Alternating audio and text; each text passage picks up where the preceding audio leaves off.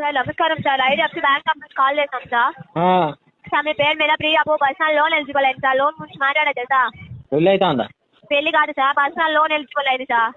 ఇవాళ మన వాడా రమేష్ గారు, అదే వాడు ఫోన్ చేసి పర్సనల్ గా ఫోన్ చేసి ఇట్లా ఇట్లా అయింది మరి ఇట్లా అని చెప్పేసి. సార్ పెళ్లి కాదు సార్, ఐడిఎఫ్సి బ్యాంక్ తరపు నుంచి మేము కాల్ చేస్తున్నాం. మీకు పర్సనల్ లోన్ ఎలిజిబుల్ అయింది. ఐలమ్మ బ్యాంకు పోయిందా సార్? ఐలమ్మ బ్యాంకుకి పోలేదు సార్, ఐడిఎఫ్సి బ్యాంక్ తరపు నుంచి కాల్ చేస్తాం సార్.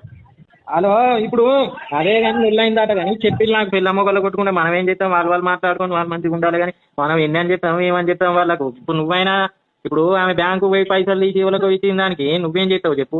సార్ వాళ్ళు ఎవరో బ్యాంక్కి పోలేదు సార్, మేము బ్యాంక్ నుంచి కాల్ చేస్తున్నాం. మీకు ఎలిజిబుల్ అయింది పర్సనల్ లోను. ఇక వాళ్ళు లేచిపోతే లేచిపోయి కానీ సార్ ఏం మాట్లాడతారు మీకు అర్థమవుతుందా సార్? కదా, నాకు ఎందుకు ఫోన్ చేస్తారు మరి? ఓకే 100 సార్లు చెప్పి నాకు ఫోన్ చేయకులే, నాకు లోన్ వద్దు, నాకు ఏం